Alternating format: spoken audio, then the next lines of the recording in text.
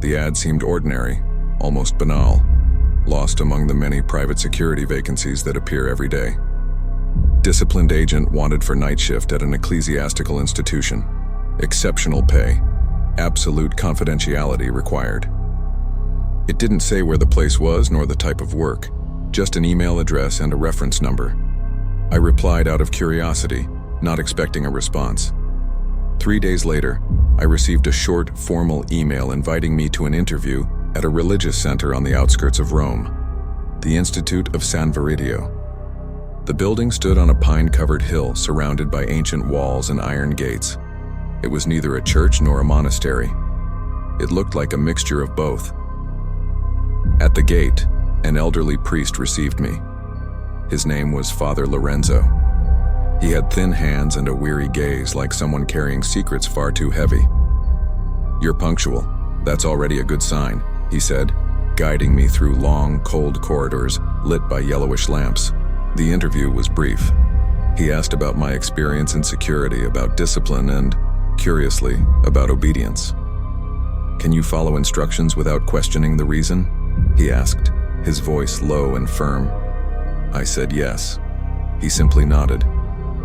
I signed a confidentiality agreement and started the following week. The salary was so good it felt indecent for a simple night watchman, but I accepted without much thought. For the first 3 months, everything seemed normal. My routine was to patrol corridors and inner courtyards, check locked doors, and monitor old cameras that constantly crackled. The institute was silent at night, almost motionless, except for the sound of wind passing between the garden statues. Father Lorenzo rarely spoke to me.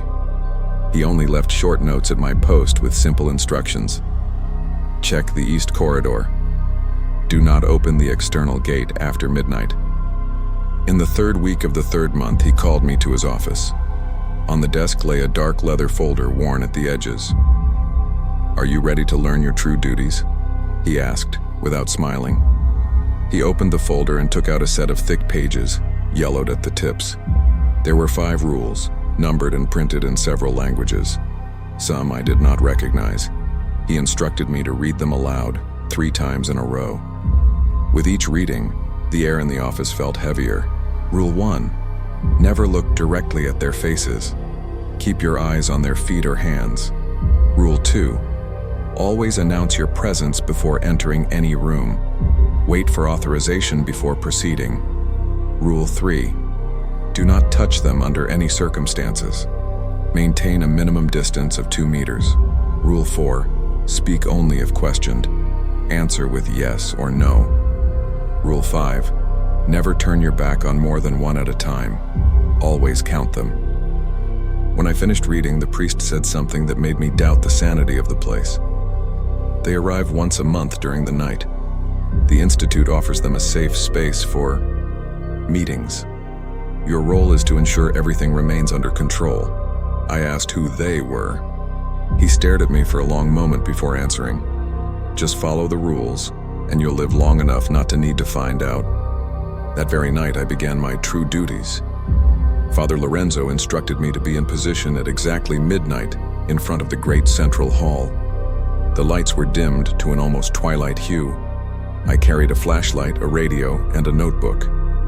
Shortly before the hour, I heard the sound of footsteps echoing down the main corridor. First came a group of firm, measured steps, shoes expensive and polished. Then others followed, dragging, as if the feet barely touched the ground. The fabric of their garments whispered against the walls, a damp, soft sound like something alive. I kept my eyes fixed on the marble floor, observing only the feet as they passed. Some wore modern, polished, expensive shoes. Others, ancient, worn leather sandals. There were barefoot feet as well, some with long nails, others covered in something that looked like fine scales reflecting the dim light. I greeted them as instructed. "Good evening. Passage authorized." Most did not respond. Others murmured something I did not recognize as a human language. For 4 hours I patrolled the adjacent corridors, listening to murmurs coming from the hall. Twice I encountered some of the visitors wandering the corridors. The first time, one of them stood before a window overlooking the inner garden. I announced my presence. He turned slightly. His feet were bare, wide, with extra toes. "Security patrol," I said. The reply came in a double voice, as if two mouths spoke in unison. "Logged." The second time I heard footsteps near the restroom, I announced myself again. "Recognize, guard." A muffled voice replied from inside one of the stalls. I moved on, recording everything with a trembling hand.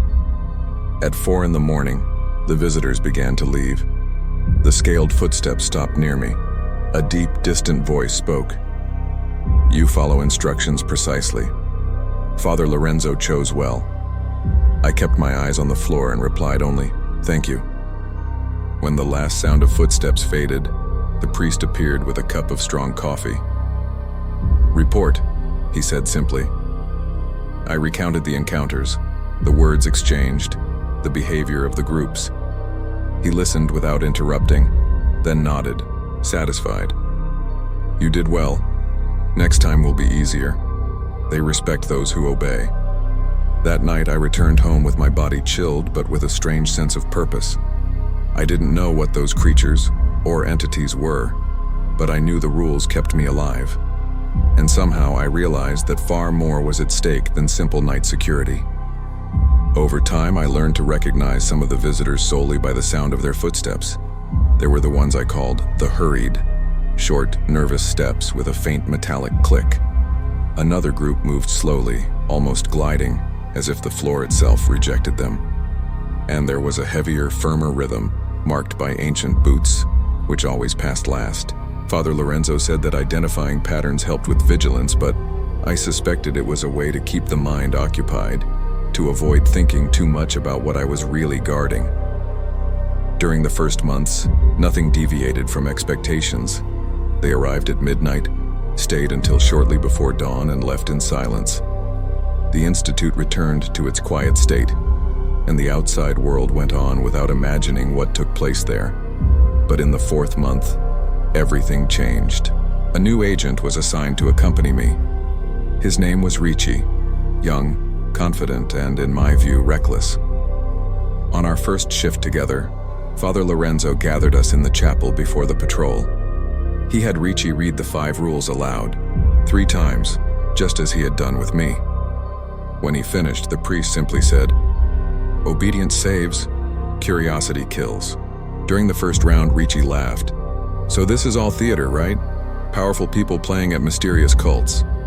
I asked him not to speak like that. "You don't understand. This isn't just superstition. I've seen things." He scoffed, but said nothing. About 2 hours later, we encountered one of the visitors in the north corridor near the water fountain. We were supposed to announce our presence first, but Ricci ignored the protocol. He approached and casually asked if everything was all right. The visitor turned slowly. I kept my gaze fixed on the floor, seeing only bare feet and long, thin toes, damp like those of an amphibian. Ricci took a step back. The sound that came from the creature was not exactly a voice, but something that passed through the air, vibrating. He went pale instantly. I took the lead and announced firmly, "Security patrol, 2 agents on duty, requesting authorization to proceed." The response came calm and dry. "Granted, instruct your partner with greater rigor." We continued in silence until the post. Ricci was shaking, but he didn't say a word. At the end of the shift, he requested a transfer to the daytime shift. Father Lorenzo approved it without hesitation. Before leaving, Ricci looked at me with an empty expression. "The rules exist for a reason," was all he said. Since then, I returned to working alone. And in a way, I preferred it that way. There was a rhythm to it all that brought me a strange peace. Counting footsteps, announcing presence, keeping distance. It was like a silent liturgy, a mass for those who fear the unknown. In the 6th month, I began to notice subtle changes in the building itself. Doors that were always locked began appearing open. The temperature of the corridors varied without reason, turning icy in certain spots even in summer. The windows, once clear, began to accumulate a fine internal mist, as if the visitors' exhaled air remained trapped between the glass and the outside world. And, most disturbing of all, the main elevator began to move on its own.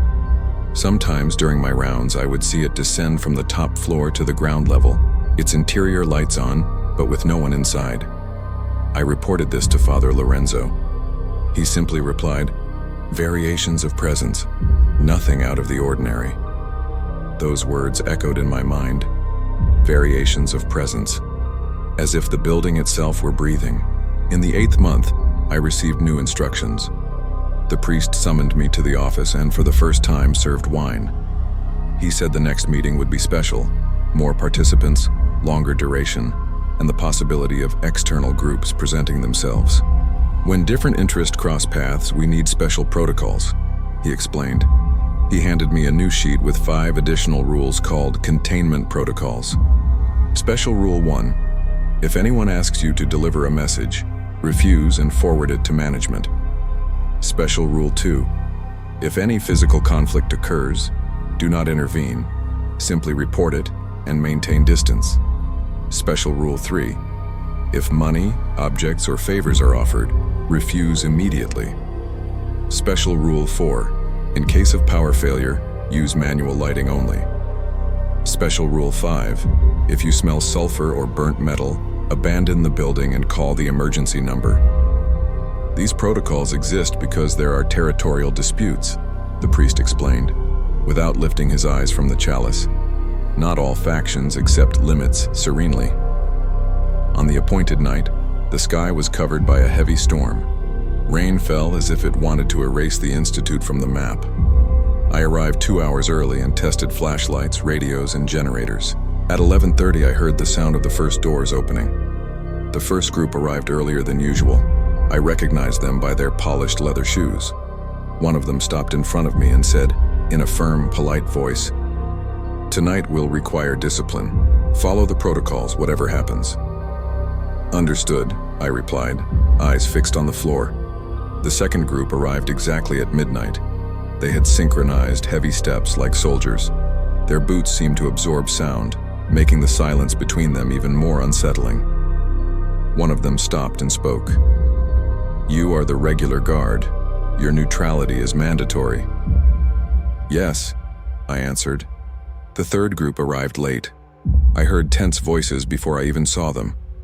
Some walked quickly, others dragged their bare feet across the cold marble. "Guard recognized," one of them said without my having to announce myself. "Avoid the east corridor tonight."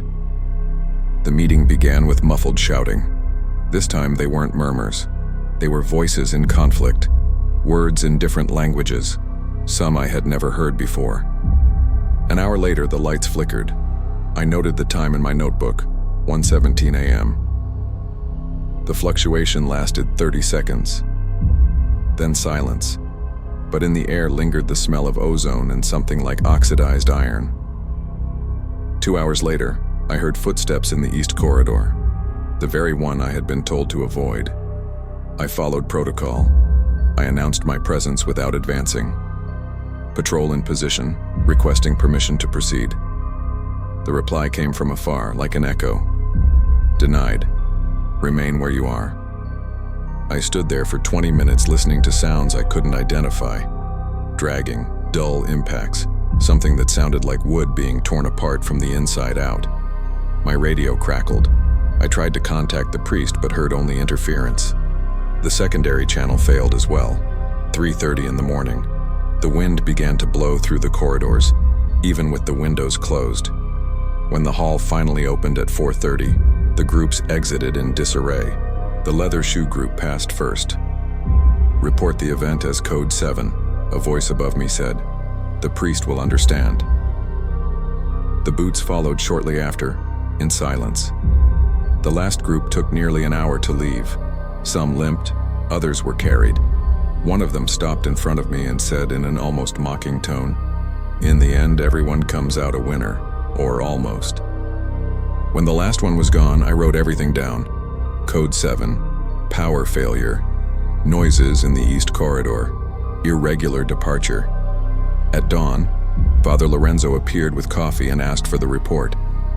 He read it in silence, then nodded. "You did well to hold your position. Code 7 indicates a disagreement resolved without major losses." "Major?" I asked. He simply replied, "Not all disagreements end with doors intact." After the Code 7 incident, the Institute remained in absolute silence for nearly a month. No meetings, no strange sounds, but the atmosphere had changed. The air felt denser, and shadows took longer to dissipate. Even the chapel bell, which had always rung at dawn, began to sound deeper, as if the metal had suddenly aged. Father Lorenzo looked exhausted.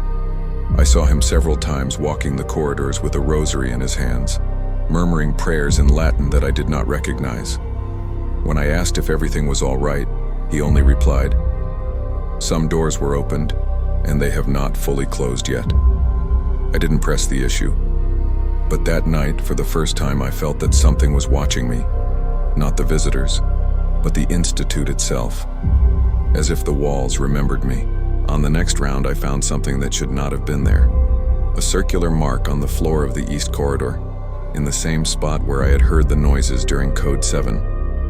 It looked like a stain of soot, but it pulsed faintly under the beam of my flashlight. When I touched it with the tip of my boot, the mark seemed to contract like a living muscle. I recorded the incident and went to the priest's office. He read my report and remained silent for a long time. Then he said, "If it pulsed, it means someone tried to get out but couldn't. That's good." "Someone?" I asked. "Or something," he replied. From that night on, a new instruction was added. Additional Rule 6. Do not remain for more than 5 seconds in front of the mark in the East Corridor. I wrote it down as always and followed protocol. But as the days passed, the mark seemed to change size. First, it was as small as a coin. Then, large enough to fit a hand, and always pulsing. In the 9th month, I received orders to install a new camera aimed at that spot. I used the Institute's standard equipment, old cameras with grainy images. On the monitor, the mark appeared as a dark, indistinct circle. But sometimes between 3 and 3:10 a.m., something moved around it. Thin, translucent shadows that seemed to touch the floor and then vanish. I showed the recordings to the priest. He watched them without blinking. Then he said something that unsettled me. "They are getting used to your presence. That can be useful." "Useful how?" I asked. "Some places require a mediator, someone who knows how to follow rules without fully understanding their reason." I didn't know what to say, but I realized that somehow he was preparing me for something. At the next meeting, things changed again. The visitors arrived in reduced numbers, only 6. None of the previous groups were complete. And this time, they did not go to the main hall. They went straight to the East Corridor. Father Lorenzo summoned me beforehand. "Tonight, you will remain at your post until the end. No matter what happens, do not abandon your position. Even if the lights fail."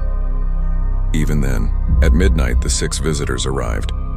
I recognized 2 of them, one from the expensive shoes and one from the heavy boots. The other 4 walked barefoot, their steps nearly silent. They gathered around the mark. They formed a circle and began murmuring something I could not make out. The voices blended into a deep rhythmic sound that seemed to pass through the floor itself. The temperature dropped suddenly. My breath became visible. The lights began to flicker, but I resisted the urge to turn on my flashlight. Then the ground vibrated. The dark stain expanded until it reached the size of a manhole cover. From its center, a thick gray mist began to rise, spiraling upward. One of the visitors spoke. "The boundary is weak. Hold the veil." Father Lorenzo appeared behind me, holding something in his hands. It looked like a metal box with ancient inscriptions. He opened it, and a sharp sound filled the air like the chiming of 1,000 bells. The visitors stepped back, and the mist began to recede. But one of the figures, one of the barefoot ones, did not move. It knelt before the mark and whispered something that made my blood run cold. "He is watching." Before the priest could react, the thing was pulled into the mark with a wet crack like flesh being torn apart. The mist dissipated. Silence returned. Father Lorenzo closed the box and looked at me. "Do not say a word about what you saw." "But what was that?" I asked, trying to keep my voice steady. "An imbalance. Sometimes the other side tries to reclaim what it lost." The next morning, I found an envelope on my desk. Inside was a bonus equal to 3 months' salary and a handwritten note. Obedience was maintained. Continue. But I no longer slept properly. In the days that followed, I began hearing the chiming of the box in my dreams. Always the same sound, accompanied by distant whispers. He is watching. The following week, during a round, I noticed something strange in the camera reflections. When I passed in front of the lens, I saw not only my shadow, there was another one, just behind me, perfectly still. I reviewed the recordings. The shadow remained motionless when I moved, always 2 meters away. I showed the footage to the priest. He watched carefully and for the first time seemed afraid. It should not have followed you. Followed me? I asked. The fragment that was pulled away. It recognized a breach in you, and a breach always returns to its point of origin. I asked to leave, to be transferred, anything. But he was categorical. There are no replacements for a chosen mediator. You belong to the function until the Institute decides otherwise. Since then, I have felt the presence constantly. I never see it directly, but I know when it is there. The air grows colder, the radio crackles, and my reflection seems to lag by a second. And the most disturbing part, in the latest recordings, the shadow behind me appears to be closer. The nights that followed were torment, not because of the routine that I already mastered, but because of the growing certainty that the thing behind me was becoming more present. I heard the brushing of footsteps just after mine, too soft to be an echo. Sometimes when turning a corner, I saw a shadow cross the corridor before I arrived, as if it anticipated my movements. Father Lorenzo began avoiding direct contact. Instructions now arrived in envelopes left at my post, always bearing the same institute seal and a single signature. DL. He hadn't appeared for days, yet his breakfast continued to arrive punctually in the pantry. Someone brought it and no one ever saw who. In the 10th month, I received a new assignment: to maintain continuous surveillance in the Institute's sub-level, an area that until then had remained locked and inaccessible. The note was brief. The shadow requires containment. Take the metal box. Remain until sunrise. DL. I went down shortly before midnight. The underground corridor smelled of damp stone and ancient incense. The walls were covered with symbols I did not recognize, part religious inscriptions, part something more primitive, almost organic. There was a single door at the end, locked with 3 bolts and wax seals. The key was attached to the note. When I opened it, I found a circular chamber lit by weak lamps. At the center stood a stone pedestal, and set into the floor atop it was an iron circle. The same symbol I had seen in the east corridor, the mark, was engraved there, only on a much larger scale. I placed the box on the pedestal as instructed. When I opened the latches, the same sharp bell-like sound spread through the room. The shadow behind me froze. Yes, I could feel it, motionless, hesitant, but then something changed. The sound began to vibrate differently, deeper, more intense, and the iron circle started to emit heat. The shadow moved, twisting along the walls like living smoke. I grabbed the radio but heard only static. Then, through the interference, a voice emerged that I recognized instantly. Father Lorenzo. It is trying to anchor itself. You must remain at the center. If you leave now, there will be no return. Return for whom? I asked. The reply was delayed, and when it came, each word seemed weighed. For none of us. The floor began to shake, the air thickened, and the sound of the bells became a deep hum that resonated inside my chest. The lamps exploded one by one. And then I saw, if only for an instant, what had been following me for months. It was not a complete figure. It was like a human outline made of smoke and shards of mirror, reflecting fragments of myself. My face, my hands, my gaze. Everything repeated and distorted. It had no eyes, yet I knew it was watching me. It is you, the radio voice said, distorted. The part the Institute needed to create to balance the other side. Now you must unite. An intense cold passed through me. The shadow began to approach step by step. Each movement made the sound of the bells sharper, almost unbearable. When it touched my hand, the entire world seemed to invert. The ceiling became the floor. The sound ceased, and for an instant I saw the Institute from the outside, as if through an immense window. But something was wrong. The building was not on the hill.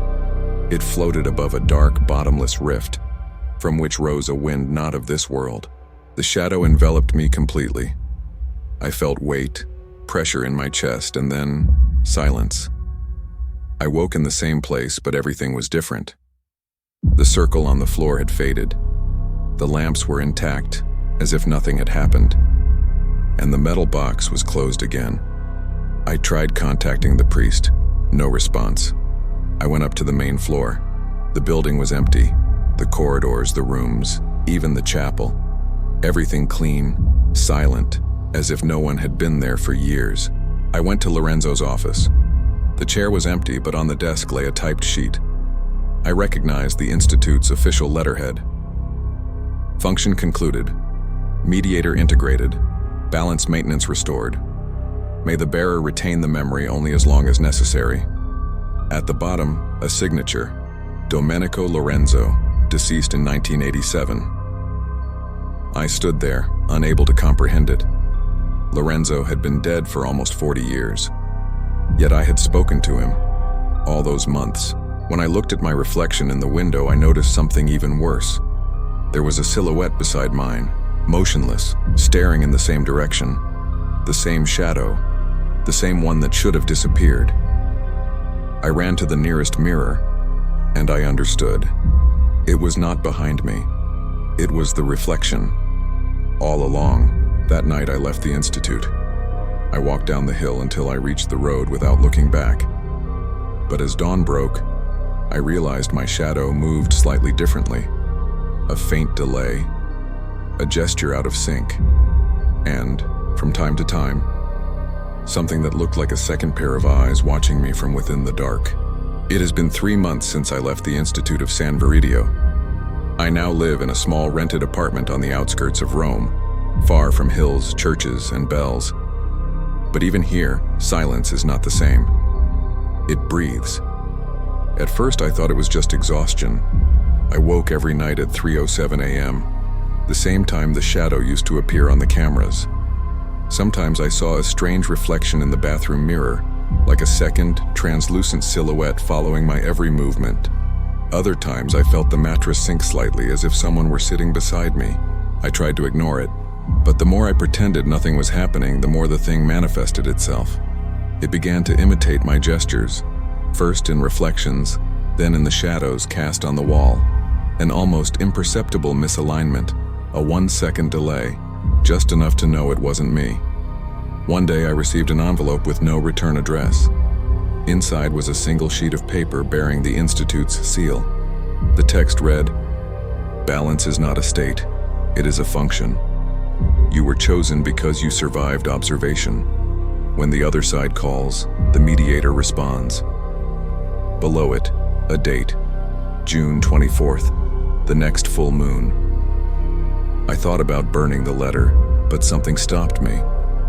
Part of me, perhaps the part that now shared space with the shadow, wanted to know what it meant. On the appointed night, I woke at exactly 3:07 a.m. Moonlight poured into the room through the half-open curtain, and there it was, the shadow, standing in the corner, clearer than ever. It had my shape, my face, but its eyes were dark wells. No light reached them. "It's time," it said. The voice did not come from the air, but from inside my head, an internal echo, familiar and calm. "The Institute needs us." I tried to answer, but my tongue would not obey. The shadow extended its hand and the room seemed to dissolve. I felt the floor vanish, the air grow dense, and for an instant I saw the building of San Veridio again, isolated on the hill, every window lit. I walked through corridors I both recognized and did not.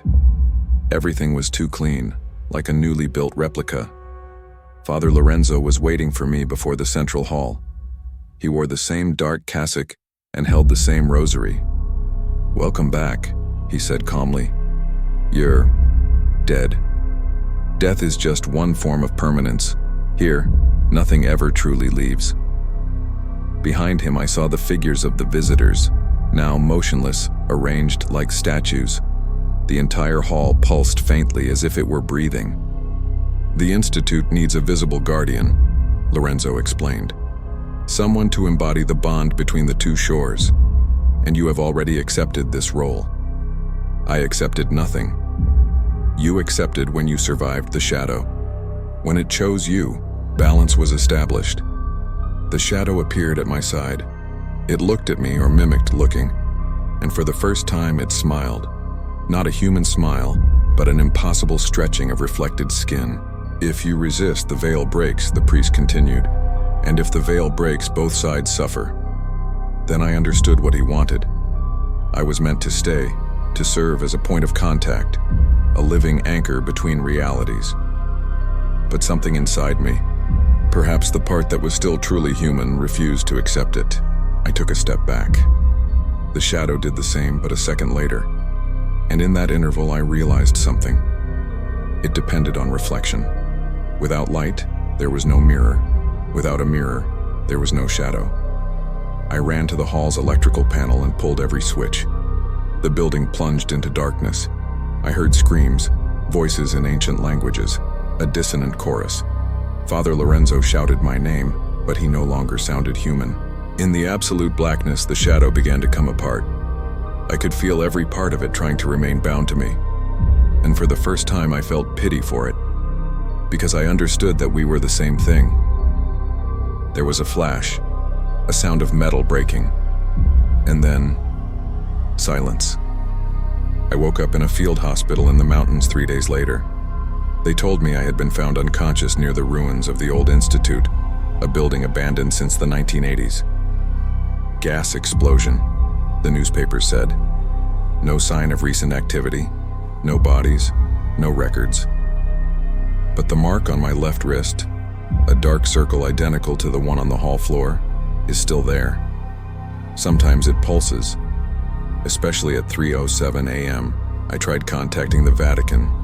There is no record of an Institute of San Viridio, nor of Father Domenico Lorenzo, nor of any contract signed in my name. I considered seeking psychological help, but how do you explain something that technically never existed?